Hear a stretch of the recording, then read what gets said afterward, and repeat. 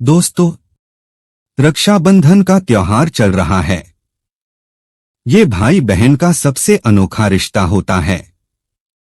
इसमें रूठना मनाना, एक दूसरे का साथ देना, पापा की डांट हो या मम्मी की मार, इनसे एक दूसरे को बचाना, इन सब की झलक इस रिश्ते में मिलती है। भाई बहन के प्यार को दर्शाता है रक्षाबंधन का त्योहार। हर साल श्रावण मास की पूर्णिमा के दिन रक्षाबंधन का त्योहार मनाया जाता है। बहन इस दिन अपने भाई की कलाई पर राखी बांधती है और बदले में भाई अपनी बहन की सदैव रक्षा करने का वचन देता है। दोस्तों, आज मैं आपको एक कहानी के जरिए ये एहसास कराना चाहता हूं कि वास्तव में त्योहार का असली मर्म क्या है। चलो दोस्तों, इस कहानी के माध्यम से समझते हैं। यह एक पढ़े लिखे मध्यम वर्गीय परिवार कहानी है, जिसमें माता पिता, एक भाई और एक बहन है। भाई तेजस सॉफ्टवेयर इंजीनियर था, तेजस्विनी वकील थी। तेजस्विनी की शादी हो गई और हर बार की तरह राखी पर वह घर आई थी। उसी दिन माँ पापा को बाहर से ही आवाज देते हुए तेजस घर में दाखिल हुआ और माँ पापा से लिपट कर रो दिया। बड़ी बहन तेजस्विनी वहीं खड़ी खड़ी मुस्करा रही थी।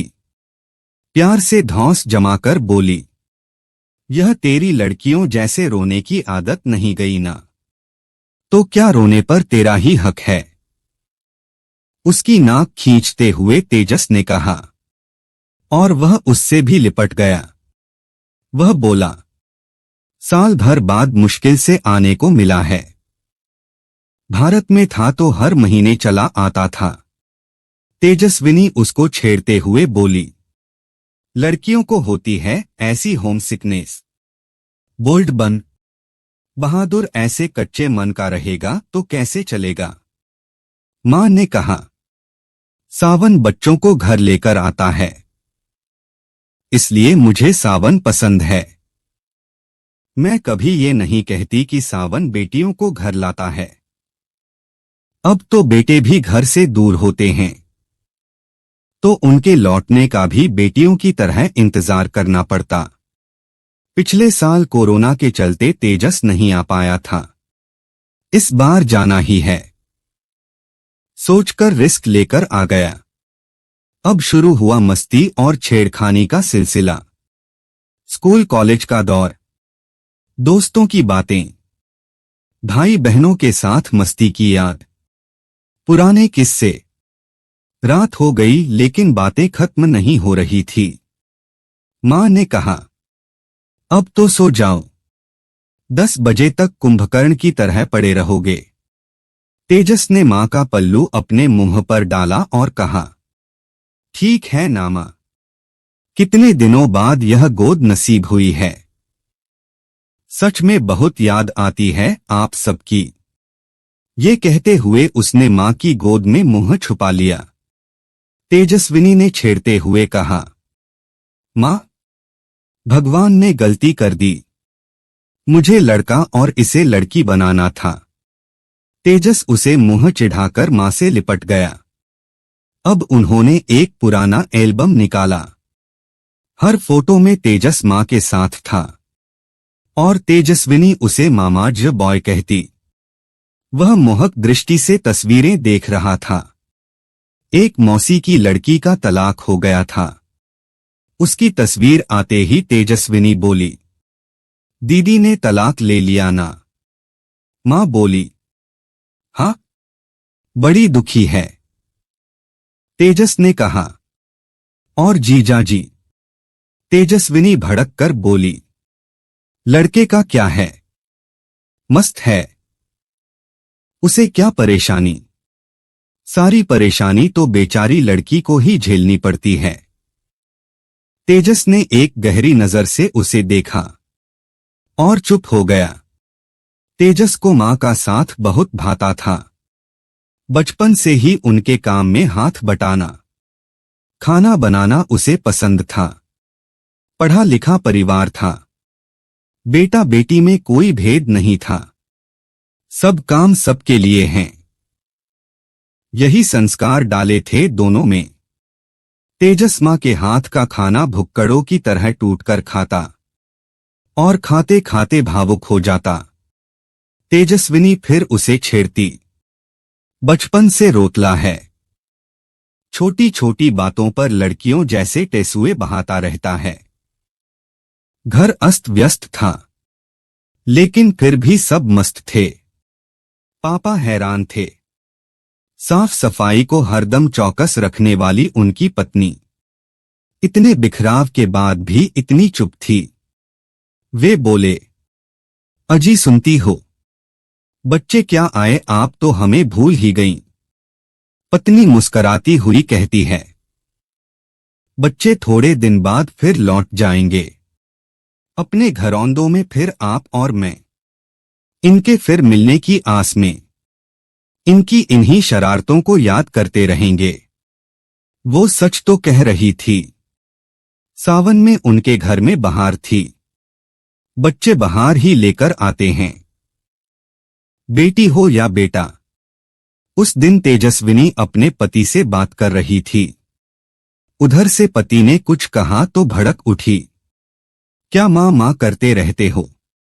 अब एक बच्चे के बाप बनने जा रहे हो। कब तक मां दीदी और घर को याद कर करके बिसूरते रहोगे? वह फोन पटक कर मां के सामने बड़बड़ाने लगी। मां इतने बड़े हो गए, लेकिन मां बहन से रोज घंटे भर बात करते हैं। घर परिवार वाले हो गए हैं। अब तो मां का पल्लू छोड़ दें। मां ने कहा, माता पिता के लिए तुम कितने भी बड़े हो जाओ बच्चे ही रहोगे। उम्र के साथ प्रेम थोड़ी कम होता है। वह बोली, लेकिन इतना भी क्या बच्चों जैसा मां करना। मां से बात करते करते लड़कियों जैसे भावुक हो जाते हैं। अचानक तेजस बोल पड़ा, तू कितनी बड़ी हो गई है दीदी।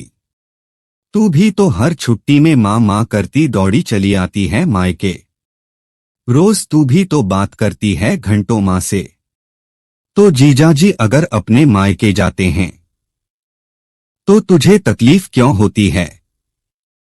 कल को मेरी पत्नी मां पापा और तेरे लिए मुझे ऐसा बोले तो तुझे कैसा लगेगा? जब से आया हूं और बचपन से सुनता आ रहा हूं, क्या लड़कियों जैसे रोता रहता है। लड़कियों जैसे क्या होता है? तेजस के स्वर की गंभीरता से वह एकदम चौंक गई। लड़का जब भावुक हो, जब रोए, जब कच्चा मन भीग जाए, तो उसे क्या लड़कियों जैसा रो रहा है? यह कह कहकर उसको कठोर बना दो और बड़ा होने पर उससे संवेदनशीलता की उम्मीद करो। अगर मां बहन को याद करे तो उसे झिड़क देते हो। जो अपनी मां बहन से प्यार नहीं करता, उनकी इज्जत नहीं करता, वो दुनिया में किसी औरत से प्यार या इज्जत नहीं कर सकेगा। और उस दिन दीदी के तलाक पर तूने कितनी आसानी से कह दिया कि लड़के को कोई फर्क नहीं पड़ेगा। कैसे नहीं पड़ेगा यार? दोनों इंसान एक सा मन लेकर पैदा होते हैं। एक को औरत बना देते हो, दूसरे को आदमी। लड़का कहां जाकर अपनी बात कहे? तुम लोगों को तो रोने को न जाने कितने कंधे और गोद मिल जाती हैं। बेचारी कहकर दुख बांट लेते हैं। हमारा कोई नहीं। जिसको अपने मन की पीड़ा कहो वही हंसी उड़ाता है। क्या लड़कियों जैसा भावुक मर्द नहीं होता? मर्द बनाओ, फिर कोमलता की अपेक्षा करो। मानो आज तेजस बचपन से अब तक की सारी भड़ास निकाल लेना चाहता था। पापा पेपर पढ़ते पढ़ते उनके बीच आ खड़े हुए। वह आगे बोला, मां को प्रेम दिखाओ तो मामास बॉय, बीबी की मदद करो तो जोरू का गुलाम, लड़कियों की मदद करो तो चांदलिया कहकर हंसते हो। कहां जाएं हम? वो तू बोलती है ना तेरे भाषण में कि हर आदमी के अंदर एक औरत और हर औरत के अंदर एक आदमी रहता है। तो औरत के भीतर के आदमी को जगाने के लिए सब तैयार हैं, लेकिन आदमी के भीतर की औरत को बचपन से सुला देते हो। फिर जब लड़के उसे गहरी नींद सुला देते हैं तो बड़े होने पर अचानक उसे जगाने को कहते हो। कैसे होगा? जैसे तुझे तेरे माँ बाप, भाई बहन, दोस्त, गलियां, चौबारे, मस्ती और पुरानी यादें याद आती हैं, रुलाती हैं। मुझे भी आती हैं, जीजा जी को भी आती हैं। जैसे तुझे तेरे मायके की याद आती है, मुझे भी आती है। हर लड़के को अपने मायके की याद आती है। तुम्हारा मायका है तो हमारा भी मायका ही है। दूर हमें भी रहना पड़ता है। लड़के पत्थर हैं नहीं, बना दिए जाते हैं। कुछ खराब लोगों की वजह से तुम सबको खराब कैसे कह सकती हो? कहते कहते तेजस फफक फफक कर रो पड़ा। अचानक माहौल गंभीर हो गया।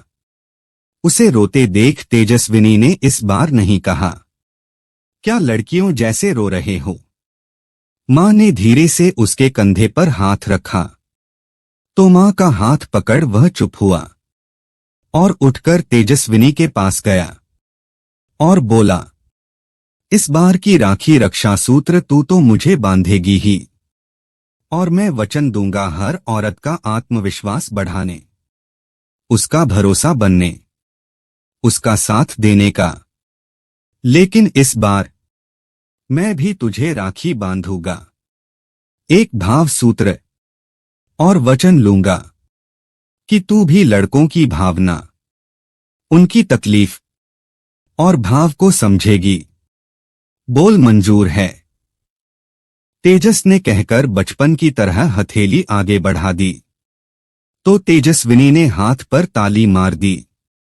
तेजस ने कहा, जा सोशल मीडिया कर दे यह भावसूत्र का आइडिया, हिट हो जाएगा। देखना तेरे भाषण से ज्यादा इस पर लाइक मिलेंगे तुझे। और हां, हो सकता है तेरे पास आने वाले तलाक के केस कम हो जाएं। तो कोई नहीं, उसकी भरपाई मैं कर दूंगा। यह कहते हुए उसने फिर तेजस्विनी की नाक खींच दी और तेजस्विनी उसके पीछे पिल्लो लेकर उसे मारने दौड़ी। मां ने बेटी को इस हालत में ना दौड़ने की नसीहत दी और चुपके से भाई बहन की नजर उतार ली। असल में हर त्योहार का अपना मर्म होता है और हमारे भारत में हर त्योहार हमें इंसानियत सिखाता है। दोस्तों, आशा करता हूं कि आपको ये कहानी जरूर पसंद आई होगी। अगर ये कहानी आपको पसंद आई हो तो लाइक और शेयर जरूर करें और ऐसी ही मजेदार कुछ सिखाने वाली कहानी सुनने के लिए हमारा चैनल सब्सक्राइब करें। धन्यवाद।